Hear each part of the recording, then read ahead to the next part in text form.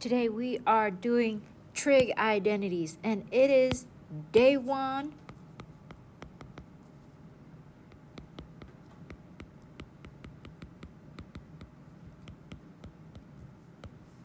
Day one of our trig identities. So for day one, what we need to learn is we're going to learn our Pythagorean trig identities.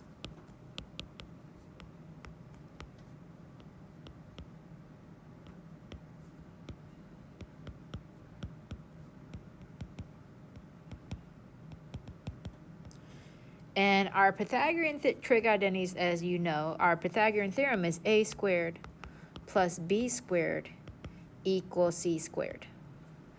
And it uses the same concept of our trig identities to find this. So imagine we have our unit circle. We all know that our x-coordinate is our cosine, and our y-coordinate is our sine. Cosine of theta, sine of theta.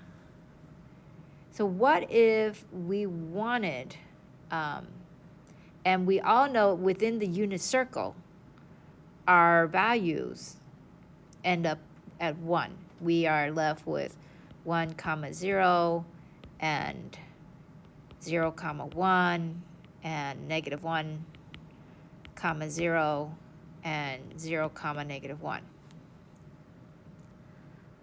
Our trig identities basically say anywhere within the unit circle, right? If we were to find anywhere within the unit circle, because the idea of the unit circle is it's 1 all the way across. If we picked any point, and one point, and this is a point within our unit circle. Okay, let me draw this as a circle. But it's 1, the radius is 1. That means within our point, we have a sine and a cosine. We have an x-coordinate and a y-coordinate. We have a cosine of theta and a sine of theta. So then that goes to prove, if we use Pythagorean theorem, we can say for sure that sine squared of theta plus cosine squared of theta must equal what? Our unit, our radius is 1. 1 squared must be 1. So our Pythagorean one of our Pythagorean identities is sine squared of theta plus cosine squared of theta is 1. And using that same logic, we can also create 2 other Pythagorean identities where it's 1 plus tangent squared of theta must equal secant square of theta, and 1 plus cotangent square of theta must equal cosecant square of theta. So these 3 are 3 important Pythagorean identities. And we will use these to help prove some other trig identities. So let's do some examples. Let's say we have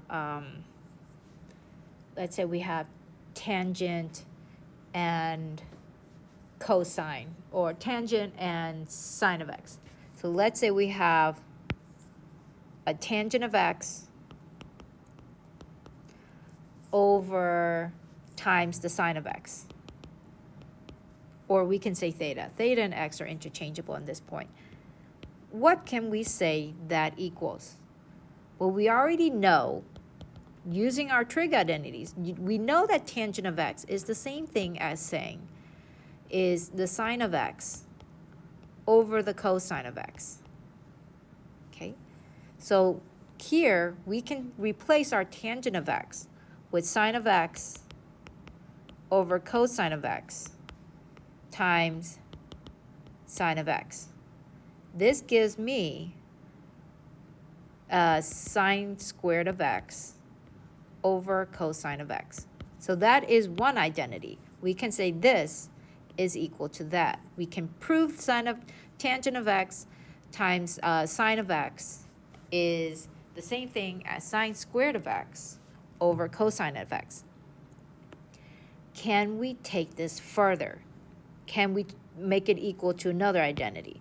So let's say we know that cosine of sine squared of x plus cosine squared of x must equal 1. Well, doesn't that also mean sine squared of x must equal 1 minus cosine squared of x? We can definitely say that.